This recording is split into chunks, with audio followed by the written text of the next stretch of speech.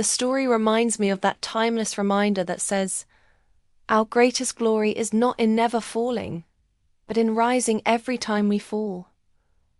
And Shelley Monroe. This is the story of how the company left me untrained, then later fired me for incompetence. I didn't seek revenge. Revenge chased me. They called me into a glass-walled office, the kind that makes you feel exposed even when you're dressed in your best. The manager didn't look me in the eye. He slid a folder across the table and said I wasn't meeting expectations. Expectations I was never trained to meet. I sat there, nodding slowly, heart pounding but face calm. I didn't argue or cry. I just stood up, thanked them for the opportunity, and walked out with my dignity intact and a fire quietly building in my chest. They thought they were ending something. They had no idea they were starting something far bigger. Back then, I was the eager new hire with a fresh notebook and a head full of ambition. I remember walking into that customer support agency like it was the start of something big. My blazer was a little too stiff, my shoes a little too new, but I was ready. I showed up early every day that first week, waiting for someone to show me the ropes. But the ropes never came. There was no onboarding, no training modules, no shadowing, just a login, a headset, and a vague directive to figure it out. I asked questions, but they were met with sighs and side eyes. One supervisor told me, "You'll pick it up as you go," like I was supposed to absorb years of process through osmosis. Mistakes were inevitable, and when they happened, they weren't treated as learning moments. They were documented, flagged, and used against me. I noticed things, like how others got second chances, patient guidance, even casual mentorship over lunch. I got silence, I got scrutiny. I got the kind of isolation that makes you question your own instincts. But I kept showing up and kept trying, because I believed effort would eventually be enough. I didn't know yet that effort, in that place, was never the currency they valued. They let me go on a Thursday.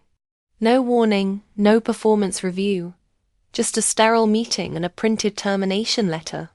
I remember staring at the word incompetence like it was written in bold, even though it wasn't.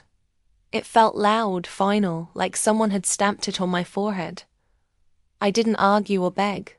I walked out with my box of desk things and a head full of questions. Was I really incompetent, or had I been set up to fail? That weekend, I didn't go out. I didn't talk to anyone. I sat in my apartment, replaying every moment, every call, every meeting. And then something shifted.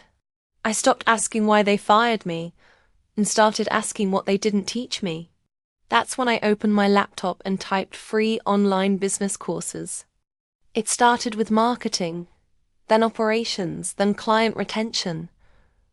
I studied like my future depended on it, because it did. I wasn't just trying to prove them wrong. I was trying to prove myself right.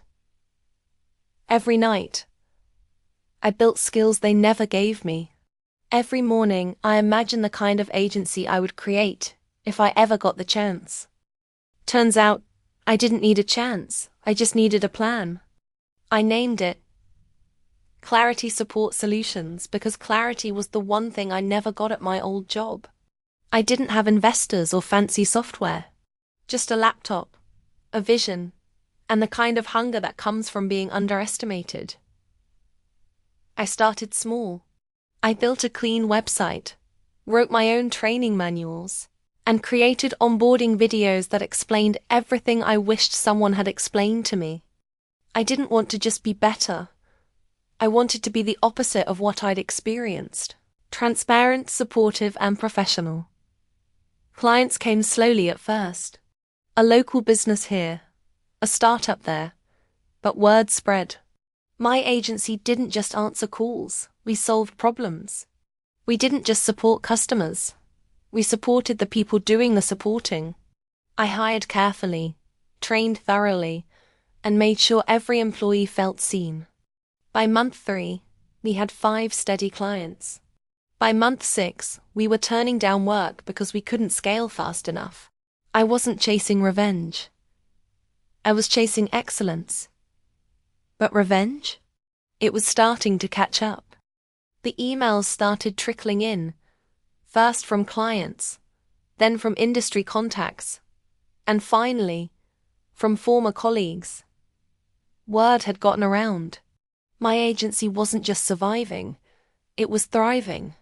We were efficient, empathetic, and modern. Everything my old company wasn't. I never reached out to their clients. I didn't need to. They came to me, frustrated with the same broken systems I used to wrestle with. One even said, "You're doing what they should have done years ago." That stuck with me. Then came the moment I didn't expect. A polite, complimentary, strategic email from their CEO. They wanted to talk about a potential acquisition. "We admire what you've built," it read. "Would you consider a merger?" I stared at the screen for a long time. Not out of shock, but out of satisfaction. The same company that fired me for incompetence was now asking to buy the very thing I built from scratch. I didn't chase revenge, I chased growth. But revenge. It had perfect timing. I didn't respond right away. I let the email sit in my inbox like an unopened gift from someone who once slammed the door in my face. I wasn't angry, or even tempted. I was rather reflective. They wanted a merger, a buyout, a piece of what they had discarded. But I knew what that really meant. They weren't admiring my success. They were trying to survive it. So I drafted a clear, polite, and professional reply. I thanked them for their interest, acknowledged the irony, and declined.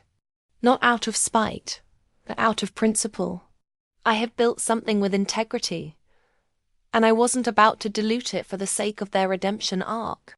I ended the message with a line I'd been saving for years. "You fired me for incompetence. Turns out I was just inconvenient to your comfort zone."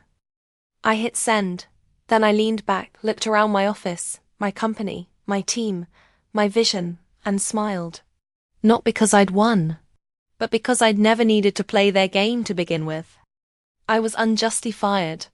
I didn't chase revenge. I chased growth, but revenge. It found me anyway. If you've ever been let go, overlooked, or underestimated, don't let it define you. Invest in yourself, stay focused, and let your growth become the loudest response. Make sure to subscribe to the channel for more stories like this.